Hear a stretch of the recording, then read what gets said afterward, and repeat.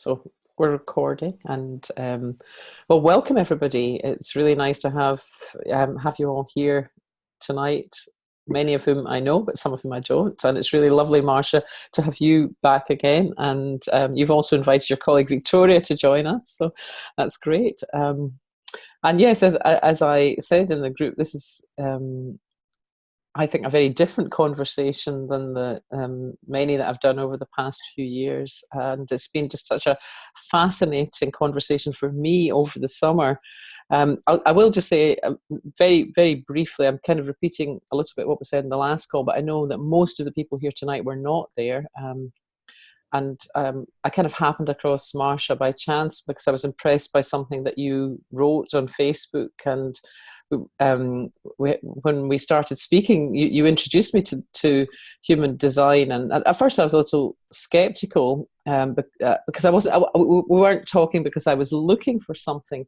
But some of the things that you said and asked me have been so incredibly helpful that it really sort of caught my attention. And I also think that the unique combination that you have with that sort of deep grounding of years and years of understanding of the principles together with this the human design piece is really quite lovely, and it's just been a wonderful summer. It's really changed the way in which I've been going about my life and my business, and it's been a real privilege.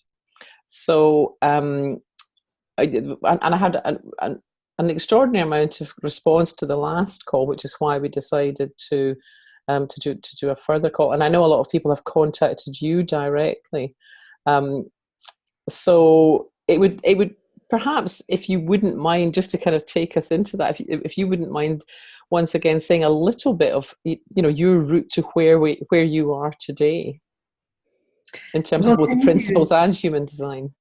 Thank you, Christian, for doing this to begin with, which is a big deal in terms of managing a classroom like this and all that. So it's wonderful that you're doing all these conversations in the three principles. And thanks for asking me. And gosh, it's hard to summarize 20 years or 25 years. It's been 25 years just 24 years since I came across the principles and in La Conner with the Pranskys and a bunch of other people, and then started going to Sid's talks in person in 1996, and ended up sitting on the board of the Equanimitas Foundation. And I see my friend Joy is also here, who was also involved in that effort. And it's been quite a journey to understand how thought works and not take thinking personally or not get tripped up by it. But I found for myself, while I was teaching other people very successfully to benefit from the understanding of the three principles, and people were getting great benefit from it. Joy and I did some work at Ingham Medical Center in the later 1990s that affected thousands of people and really made a big difference in people's lives. It wasn't making 100% difference in my life, and I could not figure out why that was. So I kept wondering why it was, and then I ended up having a car crash in 2001 that really made it almost impossible for me to clear my head.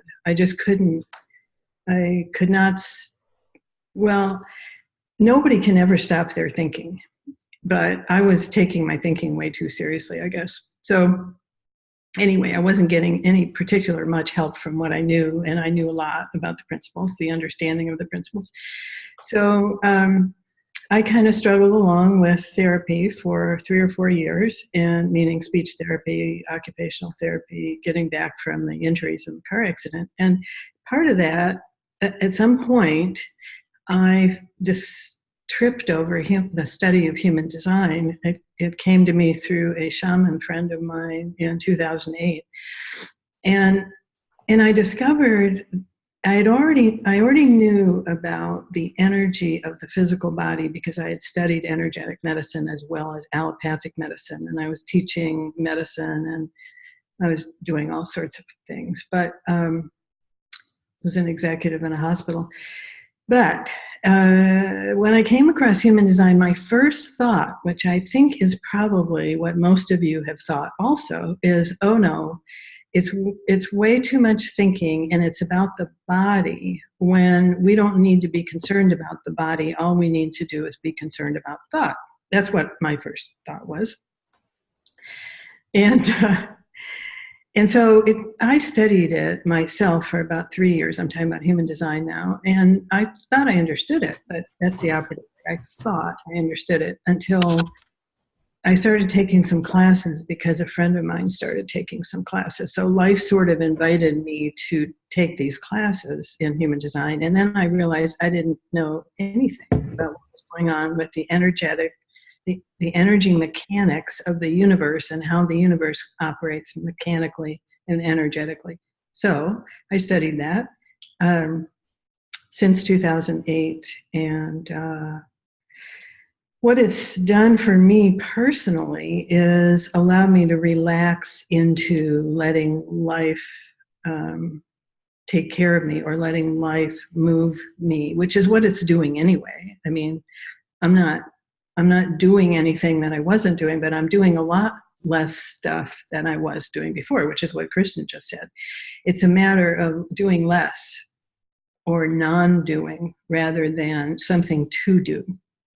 And I realize it looks like something to do when you first look at it, because it's almost like looking at the genetic code. You're looking at, when you look at your body graph or the body graph of somebody else, you're looking at a depth of information about the energetic vehicle, the little spaceship that we are each floating around in this illusion of time and space. So the oneness that we all are is appearing as a unique entity in time and space, and is being moved in a certain way by the energy of all things, basically. And we can either line up with it, or we can keep trying to go in a different direction, which was what I kept trying to do. And I'll just give you one example that occurred to me this morning. So when I had this, the neurological injuries that I had in this car crash thing, I'm not calling it an accident because nothing is an accident. So I was teaching at a pretty high level. I was teaching at the Fetzer Institute. Joy was helping me at that time, and we were putting on seminars for medical and hospital executives from around the country. And we were using the 3 principles, and we were teaching leadership using the 3 principles. And it was very effective. People were having huge insights that really benefited them when they went back to their institution and their work. Because, frankly, when you clear your head, you see a lot of things that you didn't see before, and you see how to be more efficient and more effective and whatever. So it obviously worked, but okay, where was I going with that? So I was saying, well, it didn't help me personally, because I kept thinking, I have to teach another seminar. And in retrospect, I remember now why I kept thinking then that I had to teach another seminar, was because that's when I could clear my head. Like right now, I don't have anything on my mind and I don't know what I'm going to say next. Well, that's a wonderful feeling, and I know many of you have that when you're teaching or coaching from the 3 principles, and it's wonderful. And so, of course, you want to do more of it. But what I didn't realize is my whole life could be like that. I didn't see how I could run my life like that. I kept thinking I had to be teaching or coaching in order to feel like that. So, and it wasn't working because I couldn't, none of us can actually make anything happen, but I didn't know that. So I kept trying to make stuff happen and it wasn't happening. So that is my short answer for how did I get into the human design system. And what I've seen about it is that if you understand how your particular energy works, it's nothing personal. It's like what car you're driving, basically. It's your spaceship. It's not like you can change it or make it different. It's like you can see how to use it the most effectively. Like if you have a kitchen appliance, like a Cuisinart, and you can push a button and you can chop certain things a certain way. Well, that's the most effective way to chop something. That's all it is. Not that you can't do it some other way, but you keep trying to go against yourself and use a lot more energy, and it doesn't work out. You just meet resistance and you wear down. And that was what was happening to me. So that's my short answer. I hope it was helpful. Yeah, very. Christian, did you tell people that if they want to type anything in the chat, I am not watching the chat because I can't. I'm just about to. Oh, good. So because normally in these calls people just kind of come in, but because of the nature of the subject matter, we thought it might actually be easier if you have questions, at least if we started off with them in the chat box, and I've offered to sort of field those. Karina, I'm delighted that you've joined the call because I'd already identified a couple of the questions that you put to me this afternoon as really good general questions. Because clearly the nature of this work often involves focusing in on an individual chart, but there are also the reason I have enjoyed so much our recorded conversations, Marsha, is that there are also these general helpful kind of fundamentals that that we'd really like to hone in, rather than having than going into great detail of what one person's chart. So one of the questions, if while any of you might be thinking about anything that you'd like to ask, but Karina asked some, I hope you don't mind me outing you here, Karina, but Karina asked some great questions this afternoon in a conversation that we were having, and one of those was around what's the significance of this, especially the waiting for an invitation bit. If you're if you are starting out as a coach, or if you're attempting to build up a coaching business, what are your thoughts on that? Waiting for an invitation. Yeah. Well, that's a kind of a thing that one type, the projector type, which is about 20% of the population, and I know at least 3 of us here are projectors, maybe more, but that means really waiting for life to invite you based on recognizing your natural gifts and talents. So all of us, really, because we're being moved by life, all of us just need to pay attention to what's coming towards us and respond to that. Either say yes or no to it based on what our felt perception of our inner guidance is. And let me just say something about inner guidance for a moment, because in the 3 principles, the word wisdom is used, and that we all have access to this transcendent wisdom, which is true. But I find, and have found with many people, most people, that it does not come in words. It comes in either a felt perception of the body, or at a certain group of people, it comes in a sound, or it comes in the frequency of their voice when they're talking about something. So it is not evident in words. And if we keep waiting for the next insight and waiting for the next thing to occur to us, it's not going to come that way. And I was not tuned into how it appears for me. So I kept waiting for the next insight and the next thought and the next nice feeling. And it did not work for me. Now, there are some people that might actually really be helpful to, but the majority of people need a little bit more information than that. So that's one thing. So back to Christian, you asked me about waiting for the invitation. So basically, life is bringing things to us, things, people, events, situations. And then we have our physical form has a response to that, something coming towards us, we respond to it.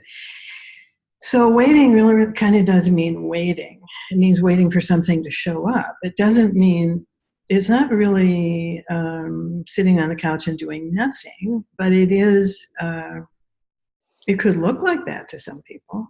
And so then if you're asking in the context of coaching, that's a really interesting question, because my little mind, and I've been in some of the coaching programs that Michael and Jamie and George have run.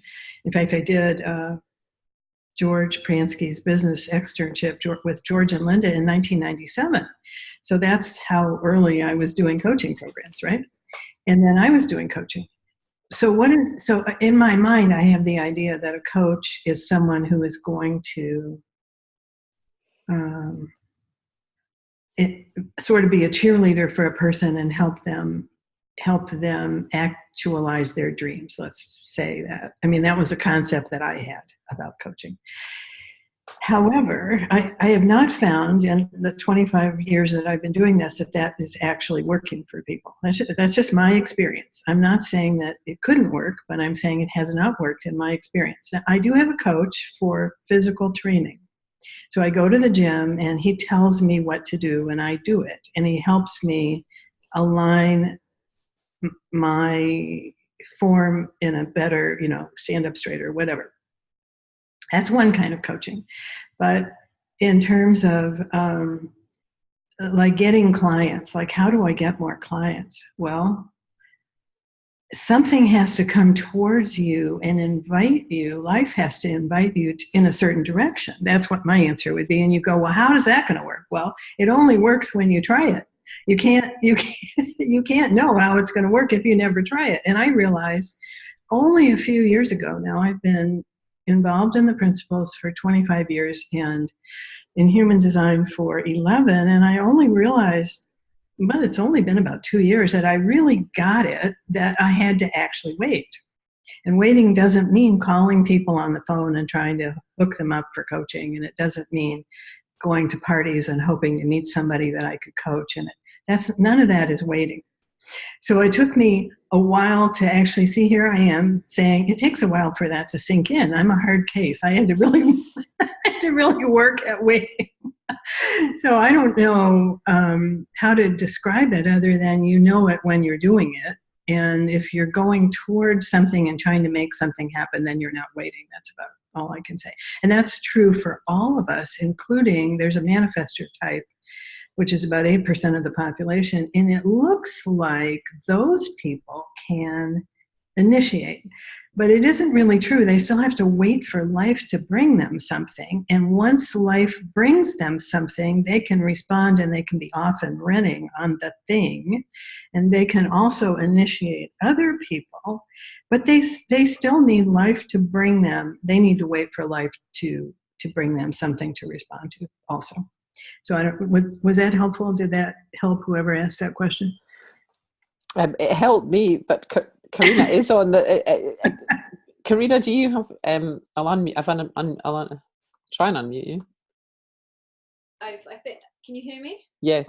Hi, Marsha. Yes, that's helpful.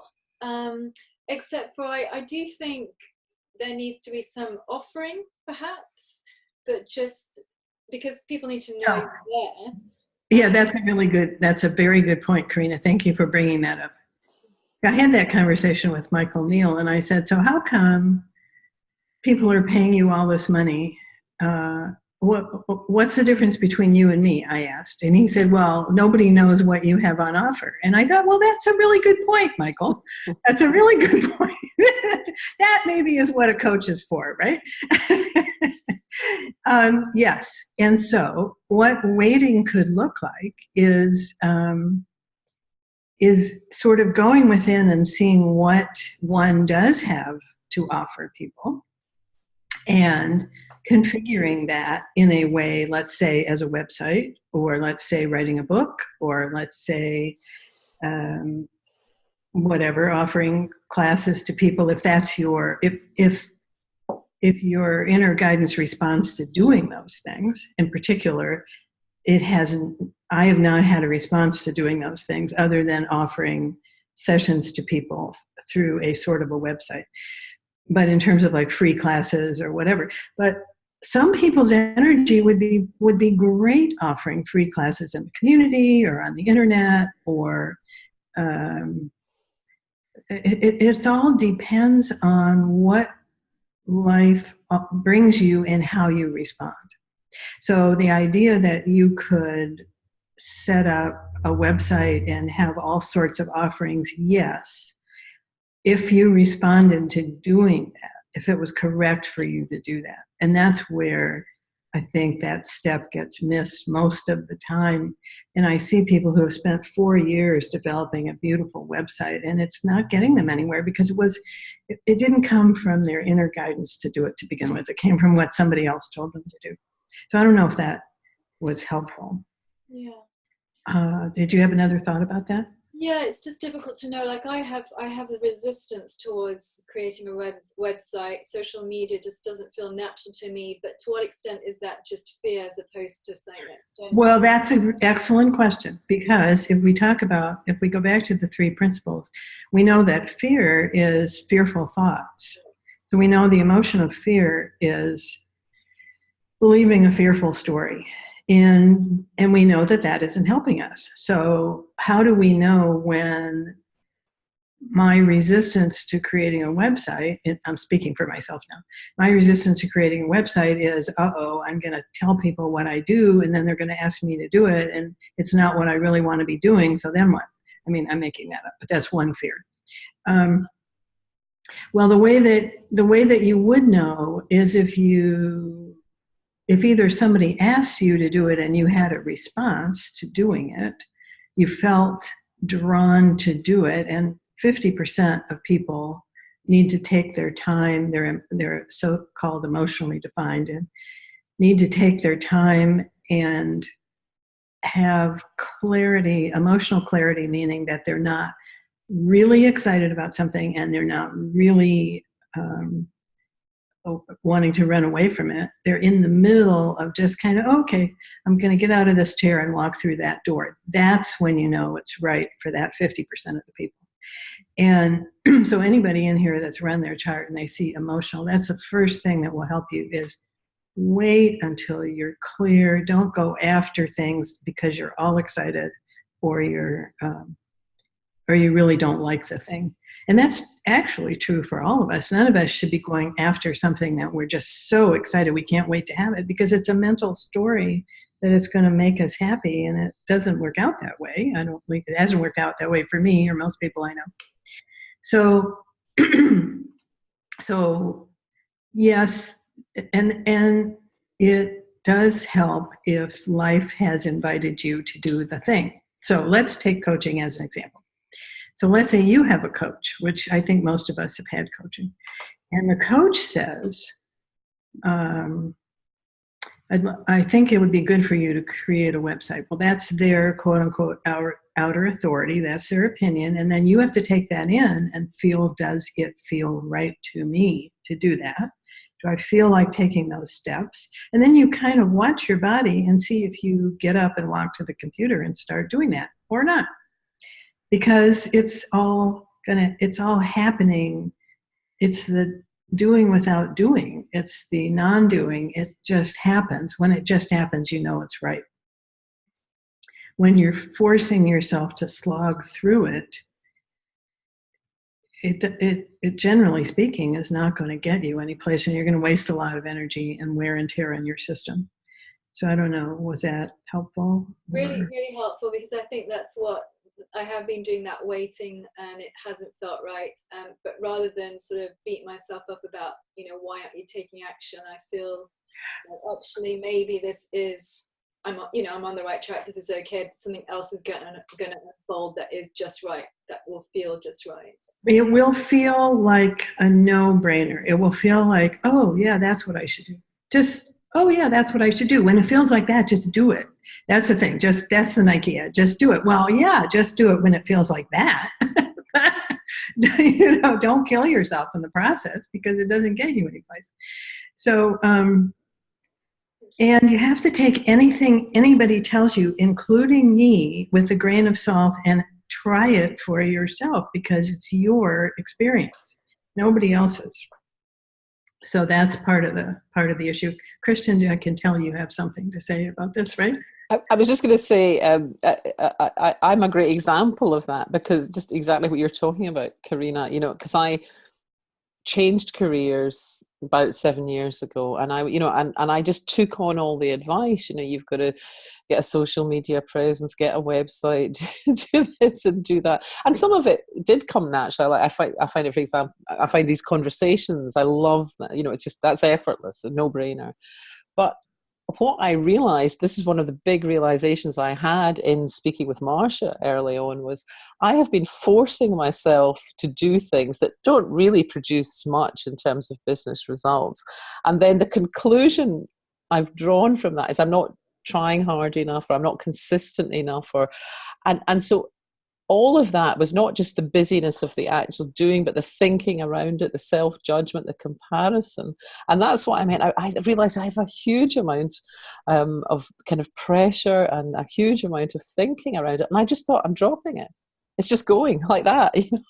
And at the same time, I could see that there are some wonderful things going on in my life, and some really interesting opportunities with business that really did come to me through an invitation. So, the one I'm most enjoying is a board I'm on, and one of the other board members just got in touch with me and said, would you like to come to a meeting? We want to you and some others to join our board. And it's been a fantastic experience. So it's just, and it's so effortless in comparison to that kind of, have I posted in this group, and should I have a schedule, and all that stuff. Right. And you find out, I think what we always talk about in the 3 principles is, when your head clears, you find out what you've been missing and what's right in front of your nose. But nobody ever really says, how are you going to keep your head clear?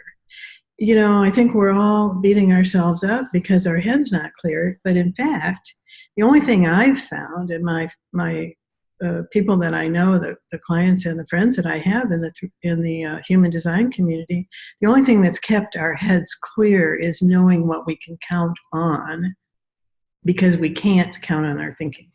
So, okay, we're not going to believe our thoughts. Well, great. What am I going to believe? What am I going to trust? How am I going to walk through life and make decision after decision after decision if I can't trust my thinking? And then you beat yourself up about your thinking, and why am I thinking that, and all that stuff.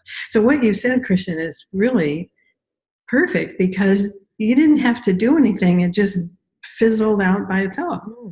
It just drifted away. It looked like nothing, which is what we talk about all the time in the 3 principles. But how the heck do you do that? That's the question. You're not doing it. It just happens. Because you're more aligned and attuned with life itself, is how I would put it. You're more in the flow of life. You're following the river rather than trying to swim upstream. So another example of that might be, if something that you think is not really desirable, but you've made up a story about why it's not, and then all of a sudden you realize, oh, that's actually working for me. Huh, I had no idea. I didn't know it was working for me. So you don't, when you're trying to make something else work, you didn't notice the thing that was working. Uh-oh. Here are the guys with, I'm going to put my little headphones on, because the guys have shown up with the thing that makes noise. Don't we just love this, how this works? I don't even know how this works, but okay. Hopefully this will work. Can you guys hear me? Loud and clear. It's a little better, maybe. Wait a second. Okay. Yeah. Great. So, Christian, did you have another question that came up? Or I was going to ask you to expand on something that you touched on earlier, just in the call. You talked about part of this enables you to allow life to support you, or life to help you, or life to give to you, and that seemed like a nice attractive idea, and I just wondered if there was anything more that you could say about that. Well, in my own personal experience, which is all I can really talk about, when I'm trying to make one thing happen, when I'm trying to make something happen, it doesn't seem to work out very well. But then life is trying to give me something else, and I'm not paying attention to it because it wasn't what I was believing what I wanted. So the more I can stay out of my stories about what should be or shouldn't be, and just watch what is happening, notice what is happening, and feel my response to what is or isn't happening, the easier things are and the more things show up. I don't know if that was too general an answer, but it's been my experience, and I've seen it with other people. So, and I used to teach people that when I was teaching the 3 principles. I could talk about this all day. I was publishing about it. I was writing articles. I was doing all that. I could talk about the philosophical advantages of following the 3 principles, but I was not experiencing that in my own life. So this understanding my human design is how I've been able to experience that in my own life. Now, it's not that dramatic things happened, or it's not that anything is so dramatically different, but it's much more relaxing, as you said, Christian.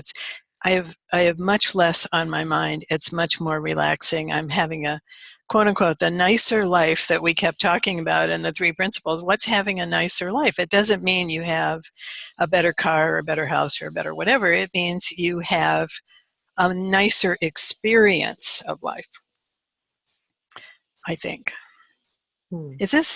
Am I the only one hearing the guy out there with the blower? Are we okay with that? I think so. I think it's only you. I think it's only you that's hearing the noise. I gotta learn how to speak Spanish about this thing. But anyway, he's gone now. He is done with the blower right here. So that's good. Okay, so who else? I'm not watching the chat. So Christian is watching the chat. Well, and maybe somebody else has something. I will just repeat, because I know a lot of people have joined as we've gone. But if anyone has a question, it would be really great if you could put it in the chat first, just to, and by the way, the chat does not go along with if Christian posts this as a. The chat will not. Your question will never be seen again if you put it on the chat. So it's perfectly fine to put it up there. And Christian, you don't have to identify people by name if they ask, and then you can ask whatever you want, and we'll see if I can answer it or not. So I nearly outed you. Someone has asked, I wonder if it would help to describe the inner authorities or types and how that works with 3 principles. Okay, well, let's talk about that for a minute. So there are 4 types of auras, generally speaking. We're talking about now the type of spaceship that we're floating around in. And they have different energetic characteristics. And so just as an example, so I have a projector aura, and so does Christian, and I know a couple of other people on this call also have that. And what does that mean? It means that we have a focused and penetrating aura so that we take in information about other people in a very focused way, and that allows us to guide the energy of other people. But it also can make us feel kind of invasive to people.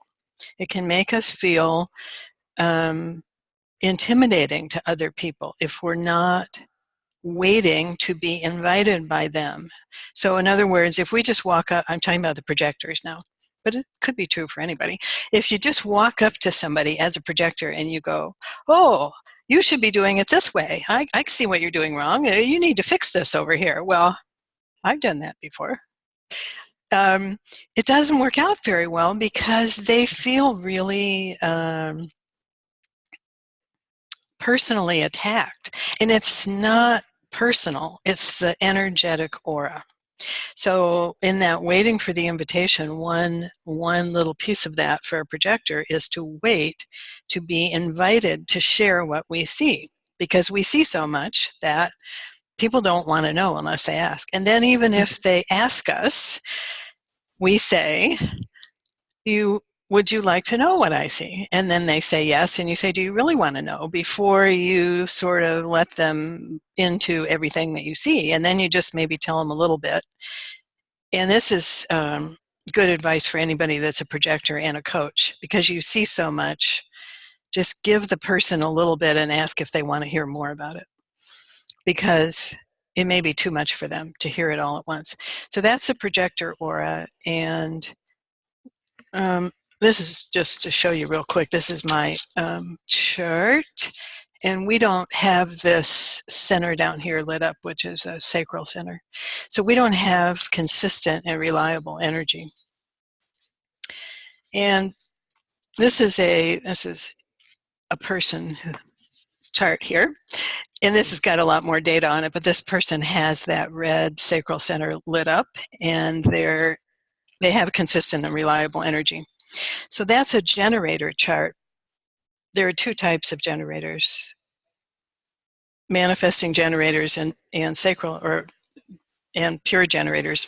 But the point about that, what's interesting about that, is generators have an open and enveloping aura. Now we're talking about the spaceship again. We're not talking about who we really are.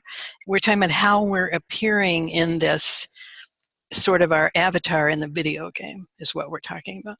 So what can our avatar do in this video game? Well, if you're a generator, you're taking everything in to your open and enveloping aura. So you need to be careful about what you're taking in, because something we haven't really talked about yet is conditioning. That we all have these sort of conditioned thoughts. And way back when, in the 90s, when people were teaching the principles, and it was called health realization and psychology of mind, people were talking about conditioned thinking. Nobody that I know is still talking about it, but we actually have conditioned patterns of thought which show up in this chart, and you can see what they are, which is a miracle. You can go, oh, well, that's why I keep thinking that stupid thing. That's why that tape is playing in my head. And then you can let it go. So that's one of the real benefits of human design, is you can see the invisible unconscious conditioning that we each have, and it's different for each of us. Okay, so we've got generators, and they're here to use that reliable and consistent life force energy that they have in order to, they use it to feel satisfied with what they're doing. So if you're a generator and you're not really satisfied with how you're using your energy, then you can find different ways to use your energy. You can wait for something else to show up, because that isn't necessarily helping you to use it in a way that's, if you're a generator and you're frustrated, you know you're not using your energy effectively. If you're a projector and you're bitter and you're feeling not recognized and that people don't appreciate your natural gifts and talents, that's a sign that you're not using your energy correctly. So then we have two other types which are more rare, and one is the manifester. It's about 8% of the population. And again, we're talking about the spaceship, the video avatar. And those people have a closed and repelling aura because they're not here to be influenced by other people. They're not here to be controlled by other people. They're here to be sort of a lone wolf individual and initiating other people. And in the old days, the manifester used to be the tribal feudal king or queen. They were telling everybody else what to do, which was their role, and it still can be their role, but not if they are allowing themselves to be controlled by other people or doing what other people want them to do. They're not here for that. So a manifester really needs to move through life and inform people what they're doing so that the other person doesn't feel run over by that manifester aura, because it's a pretty strong vehicle. It's a pretty strong entity, and it can feel like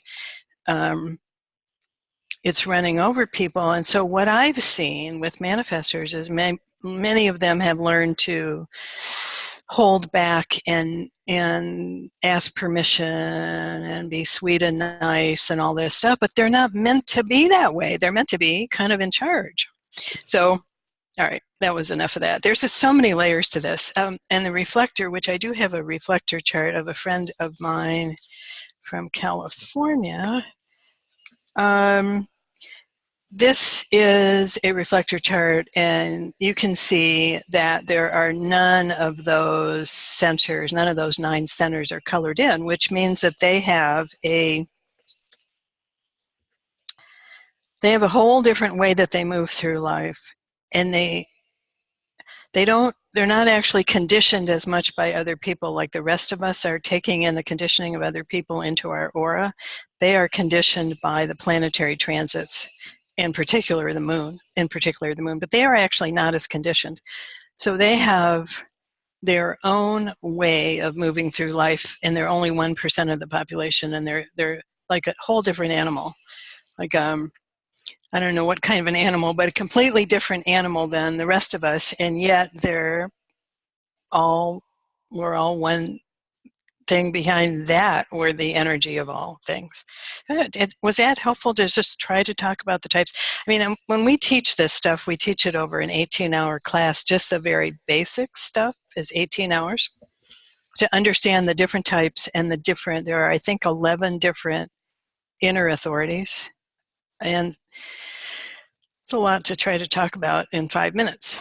So I don't know how I'm doing with that, but I'm trying to hit the surface of it so you can see if this is calling you to explore it or not. Because if it interests you, it takes a little bit of exploration. If it doesn't interest you, you can go, all right, I don't need that. So someone's just asked a good question. The question is, can people change from one type to another? No, and it's totally not like the Myers-Briggs or the DISC or the Enneagram, which my Myers-Briggs changed over time. Because why is that? Because those tests are answered by the mind. So you answer questions. It's a mental test, and your perspective on life and your mind can change over your lifetime. And we see that in the Myers-Briggs. I used to use that in my work and whatever. This is a genetic imprint just like your DNA. It's encoded at birth. It's an energetic circuit board, and it does not change. It cannot change. So that's all I can say about that right at the moment. Someone just said that you're doing great, Marsha. In advance of the call, she got the chart. She got a chart and read up a little, so everything that you're saying is making sense. And thank you. Oh, good. Well, I could also ask my buddies, Joy and Victoria, if they have anything to chime in, because they have been studying this as well, and we've been teaching it together. And so they might have a comment or something I've missed or whatever. Victoria? If you do, jump in there if you feel like it.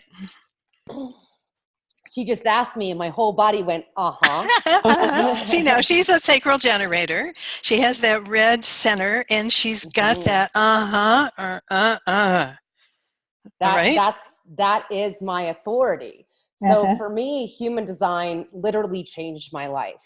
My thinking was no longer an issue. It was not controlling what was me. My life, after I really surrendered to my strategy and authority, was completely different than what I ever thought it was going to be. Really, the waiting is just surrendering back to, okay, I have this inside of me, which 70% of the population are generators. Half of us have this and it's a sound. You have a sound that the motor actually opens or closes and makes a sound. And it's either I'm available or I am not. And even it's like either my body arises to something, or it literally just, and you start to really watch your body, or it sinks back in a chair and it's like, I really don't, that's not for me. And so I watched as my body was transforming, and I watched as my body would get up to do things, and I got to experience this deep satisfaction in life that was just yummy, that I didn't even know existed. And now I don't even, my mind, I mean, your mind is always there. It's always going to be there, and it'll say things sometimes to me, and I understand now. And sometimes I'll call Marsha, can you ask me some questions? Because that is my authority. It's, just this yes or no, in this moment. That's all I have for decisions is right now. I don't know what tomorrow will bring, or I just have to wait and see what life brings me. Like, for instance, I bought a house. I had no idea I was going to buy the house I'm in. Life literally brought it to me, and I said, I mean, it's fascinating and fun, the adventure life has really brought with human design for me. Right. It's a completely different thing. I want to chime in on that and say that everyone has that movement of energy towards or away from something. We're being moved by life, and we're either lined up with that movement, or we are resisting it and trying to move away from it. And we can feel that resistance in our body. And as a generator, you can feel it as a sacral generator. You can feel it as a sound. It comes out as a sound. Well, something that some of you, if you're projectors, I'll bet you're already running charts of people in your family, but because projectors are very interested in other people. But when Victoria said she sometimes calls me or somebody else and says, can you ask me some questions about that? It's because sacral generators in particular really benefit from having someone ask them a yes-no question about a thing. Like, do you want to buy that house? Or would you like to do, like Christian asked me, would I like to do that first webinar that we did?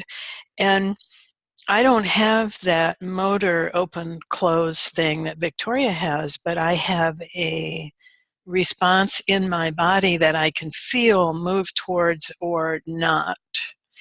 And my not is kind of a blank, is kind of a nothing moving, and that's a no for me.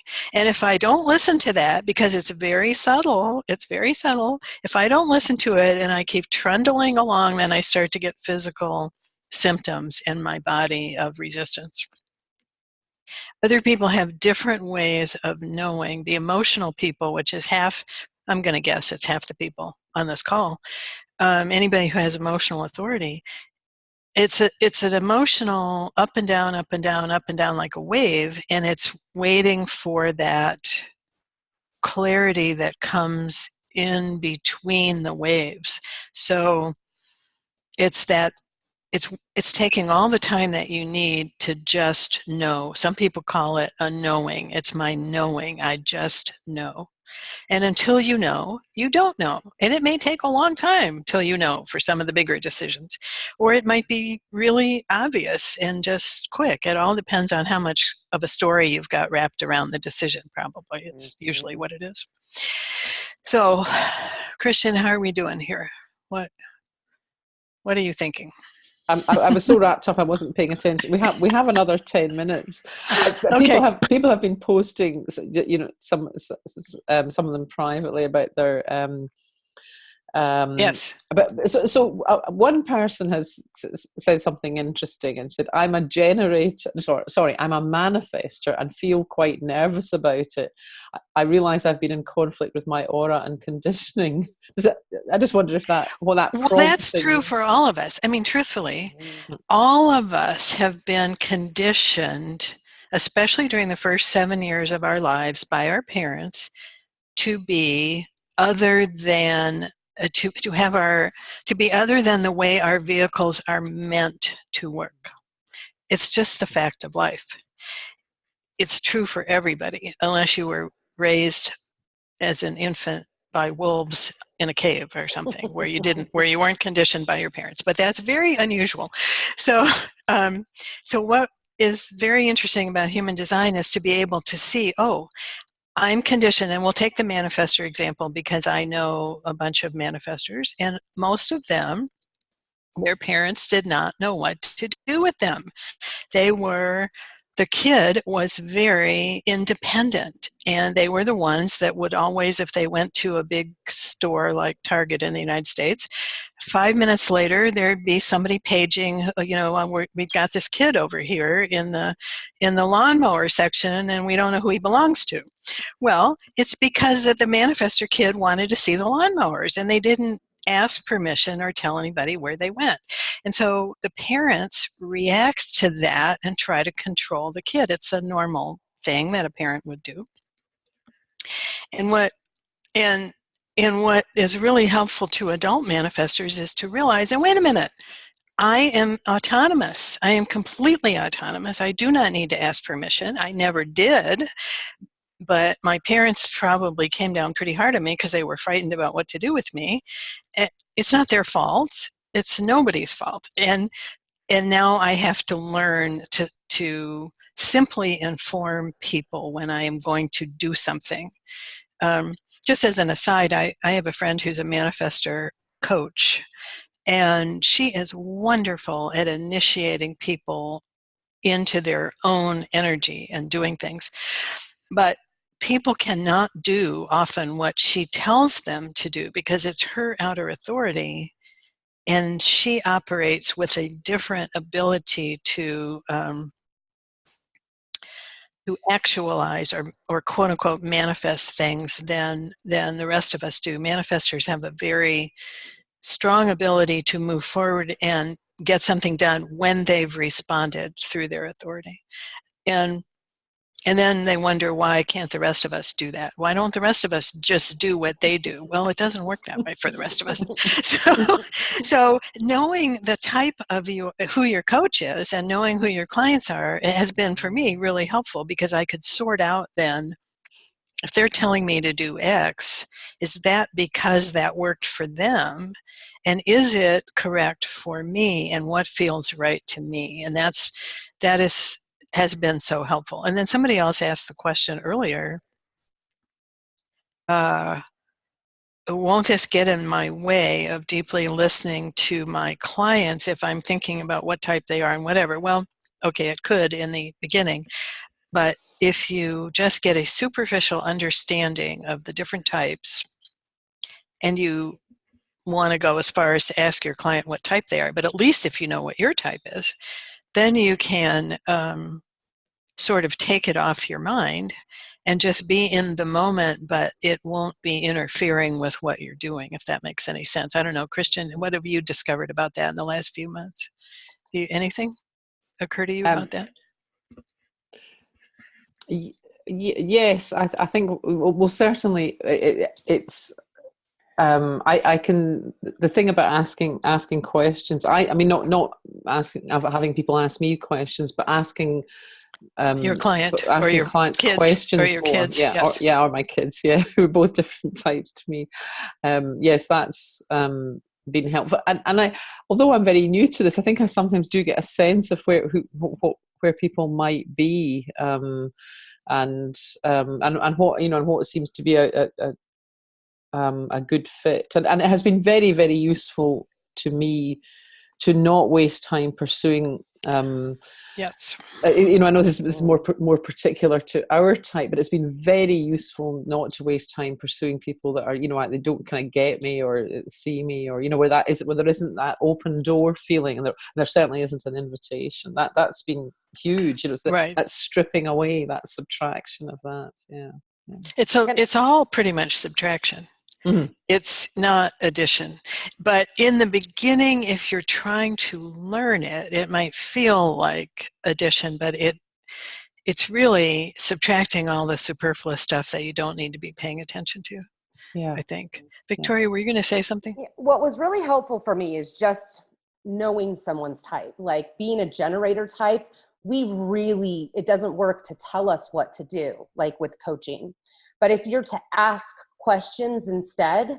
You know, you start asking people, because it's their truth, not yours. So would you like to do this? You know, if you start just really in the communication, changing things into questions rather than statements, you'll notice things really start to shift.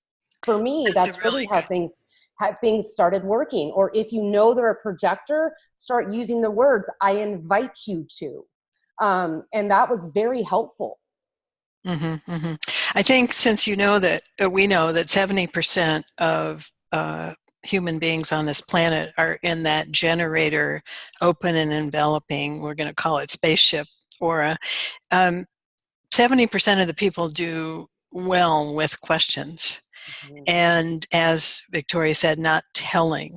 Although, if you are in a manifestor aura, I don't know, it'd be interesting to ask. I do have one client who's a manifestor coach. I actually think that it might, I'm going to go out on a limb here and say that it might be useful for a manifestor to tell people sometimes, because that's their informing. Mm-hmm. But we don't know. I mean, this is an experiment. You just to say, okay, I'm going to explore this. I'm going to find out if it helps me or it doesn't help me. That's all you can do. It's not, and I'm just sharing my experience. I'm not saying you should do this or you need to do this, or if you don't do this, bad things are going to happen. I'm not saying any of that. I'm saying it helped me tremendously. I think it helped Victoria tremendously. It's helped Christian already to some extent. It helped Joy tremendously. So those of us who have been doing this, we know that it works for us. Yeah. Right? Any other questions or thoughts? Well, there are. I'm conscious of time. There are two, and so one is this? It's interesting, but is it not labeling? And I'll let you think about that. And the other is just a question of what is the profile about what part does it play? And I'm not sure if maybe. Right, that's a detailed question. Yes, okay, so isn't it labeling? Well, yeah, I mean, I was a physician and I saw patients, and a person either had diabetes or they didn't. And if they had diabetes, they needed to be treated in a certain way, and if they didn't, they didn't. Well, are we going to just ignore that? I mean, that was one of the issues with the 3 principles that got me in a lot of trouble, was saying, oh, I'm not the body, therefore I'm not going to pay attention to my body. Well, that didn't work out very well for me. I don't know how it's working for everybody else, but we're in a body. We're in relativity. We are in this little avatar spaceship moving around in the illusion of time and space. If we ignore that, then I'm going to climb up on my roof and jump off. I'm going to break my leg because of the principle of gravity. It's the same thing. So yes, it is labeling people in a sense, but it's not labeling them.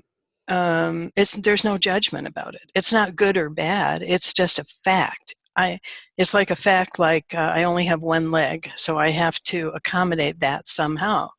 I can't do, this is not true, I do have 2 legs, but, but if I only had one leg and somebody said, well, you only have one leg, that's a problem. No, it's not a problem. I just have to accommodate it and strategize around it. It's the same thing. I have a very penetrating aura that can see a lot of things. I need to know how that affects other people. Or not. If I don't care how it affects other people, I can continue to blunder my way through life and create problems and not have close relationships with people because I'm intimidating.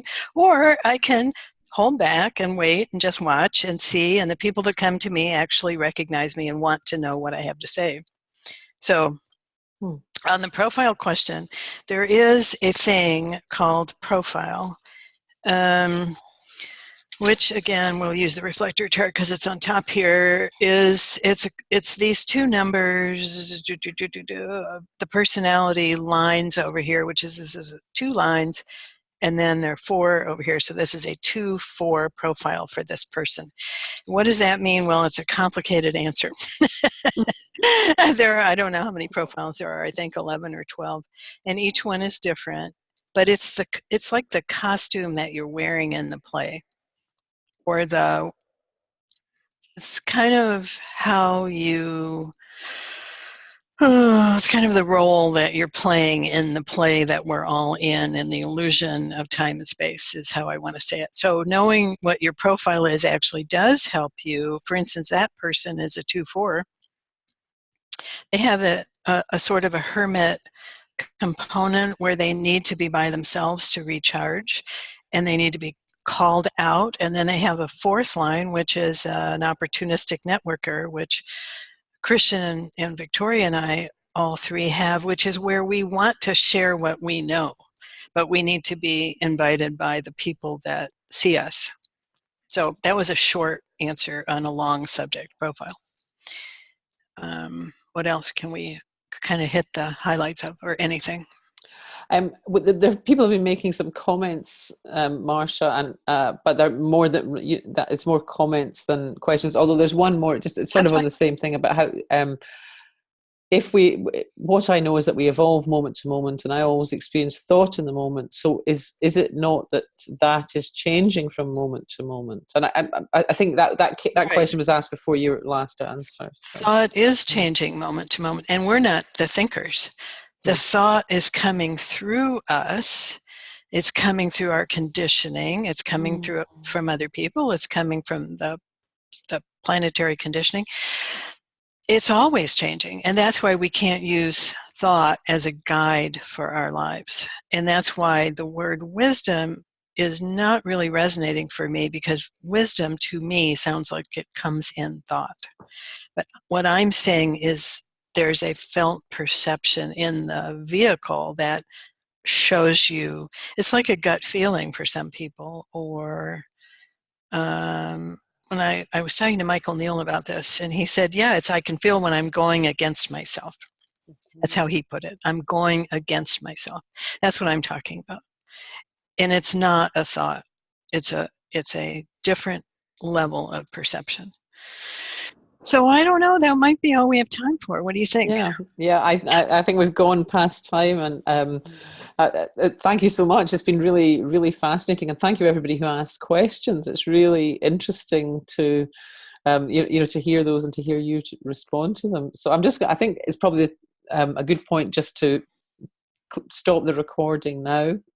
Well, thank you, Christian. And also we may be doing some sort of class thing in some form or another if we figure it out. If we see if people are actually interested in some sort of maybe once a week for a month or something where we try to cover this in more depth, we're up for it.